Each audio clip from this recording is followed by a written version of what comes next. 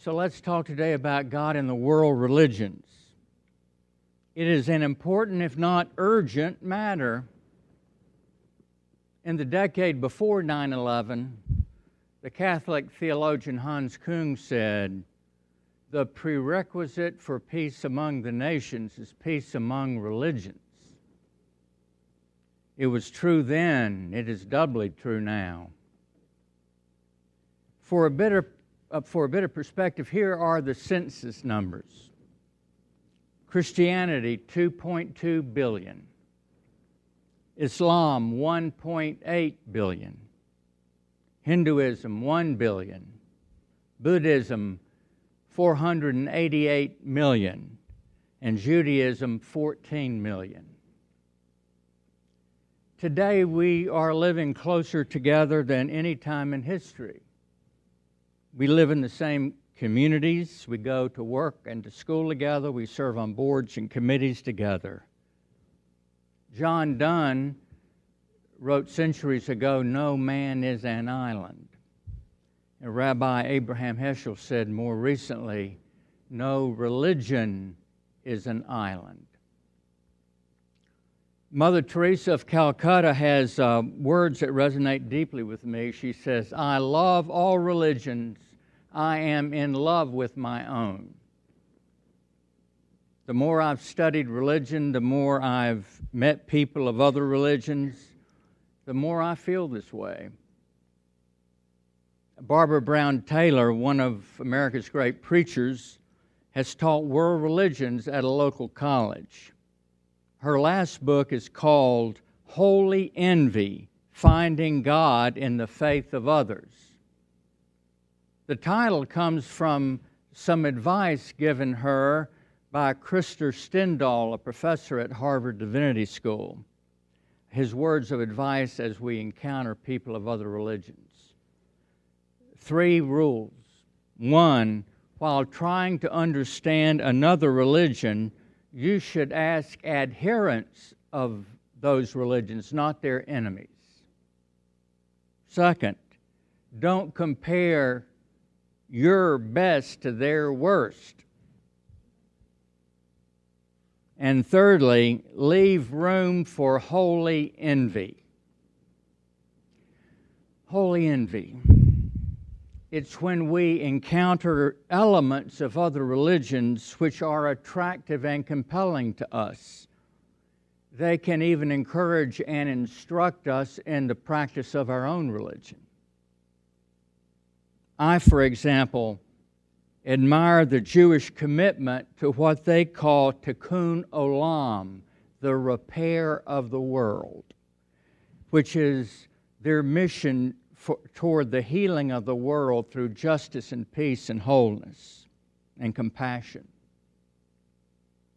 I admire Muslims in their dedication to prayer, one of the 5 pillars of Islam, especially their practice of prayer 5 times a day. I admire in Buddhism its teaching about the suffering that comes to us all by way of desire and attachment, and how we can alleviate such suffering in ourselves. I admire in Hinduism its affirmation of God's work in all peoples and religions, and its rigorous spiritual disciplines called yogas. What I find attractive and instructive in other religions helps me in the practice of my own. How we talk about other religions can be damaging. For example, to call Islam a warlike religion. It has been at some places in time in its history, but if you read the history of Judaism, Christianity, and Islam, all of us at some points in time have been warlike religions. We cannot equate Islam with Islamic terrorists, jihadists, any more than we can equate Christianity with the Klan or with Christian white supremacist terrorists. I have had close relationships with rabbis everywhere I've ministered. They have told me repeatedly of how their children have come home from school distressed because classmates had told them they were going to hell. Of course, the Christian schoolmates had not learned this on their own, but at home and at church. I'm quite sure that their preachers have never preached on Romans 11, where Paul speaks of the salvation of all Israel and says of God's relationship with Israel, for the gifts and the call of God are irrevocable. So let us guard our tongues and listen and learn. I believe that God is at work in all religions, has been for millennia, and still is. God has been and now is in search of us all, using all religions to bring us to Him or herself. As we encounter people of other religions, we should honor what the chief rabbi of Britain, Jonathan Sacks, calls the dignity of difference. Isn't that a beautiful phrase? As I've reflected on God's work in the religions of the world, I've come up with some models to picture this. See if any are helpful to you. Model 1, the blind men and the elephant. As the ancient story from India goes, there were 5 blind men, each of whom had hold of one part of the elephant. One had hold of the elephant's side and said, "The elephant's like a wall." A second blind man had hold of the elephant's trunk and said, "The elephant is like a snake." Another had hold of the elephant's ear and said, "The elephant is like a fan." And the last had hold of the elephant's tail and said, "The elephant is like a rope." They were all right and all wrong. The problem came because each was arguing that his part of the elephant was all there was to the elephant. We each have hold of some part of God, but sometimes we blindly think our hold on God is the whole of God. Model 2, different paths up the same mountain.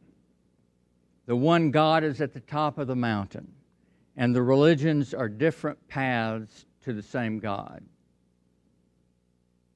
Model 3, separate mountains and different gods.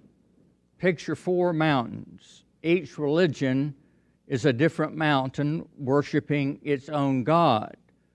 The Adonai of Israel, the Abba of Jesus, the Allah of Islam are different gods.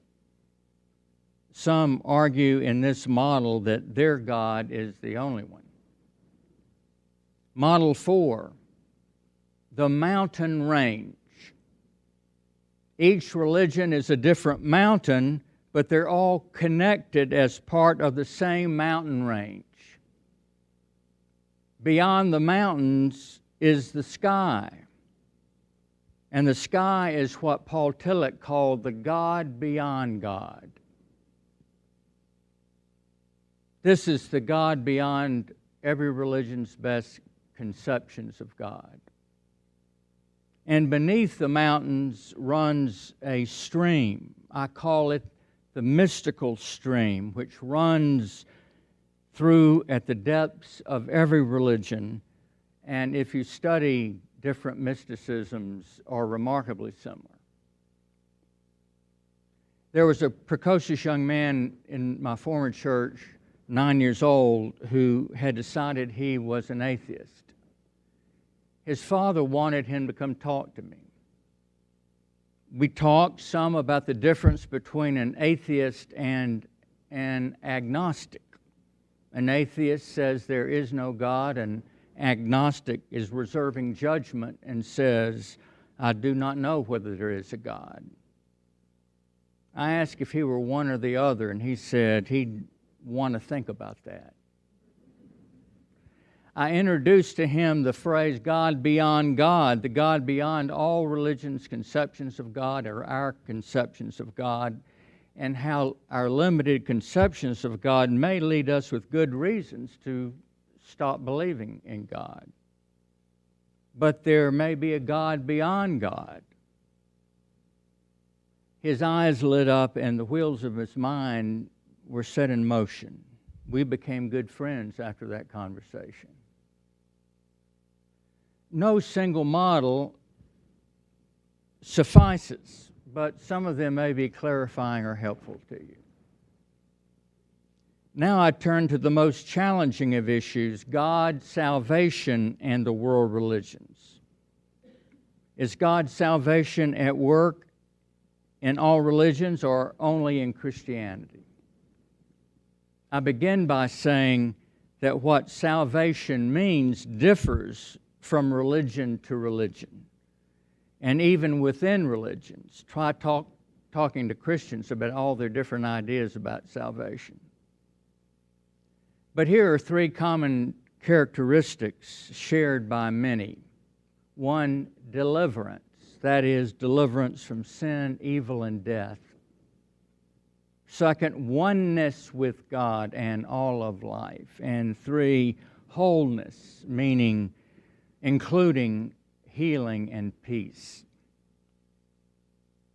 I believe that the salvation of God is broader than Christianity and the church. That God's saving presence and power have been and will always be at work in all religions. The God who made us and loves us is at work in all religions to bring us into right relationship with God and with life itself. All of this will continue until, to use Paul's words, God will be all in all. Which brings me to today's text. Jesus says, not everyone who calls him Lord, Lord will enter the kingdom of heaven, but those who do the will of the Father. Which suggests to me that there may be many millions of those who do not know to call Jesus Lord, but who are doing the will of God and who enter the kingdom of heaven. And in John 10 and John 14, Jesus speaks of the many flocks and the many rooms of God. That's very comforting to me, which may well include people different from us. But the most challenging words to me are his words to Thomas. I am the way, the truth, and the life. No one comes to the Father but by me. This verse is most commonly read as Christian exclusivism, that there is no salvation outside of Christianity and the church. Well, here is how I read this text and interpret it for my life. The way, the truth, the life of Jesus is broader than his historical life and broader than the church. His way, his truth, his life have been in the world since the foundation of the world. It came to brilliant light in the life of Jesus. Jesus is the historical incarnation of the Christ who was with God at the beginning. And as Scripture says, in whom, through whom, for whom the world was made. He is, as Colossians says, the image of the invisible God in whom we all were made. Verses in John's Gospel and Paul's letters, I believe, point this way. This is the Christ some call the cosmic Christ. The Christ present in the whole cosmos to bring us to God.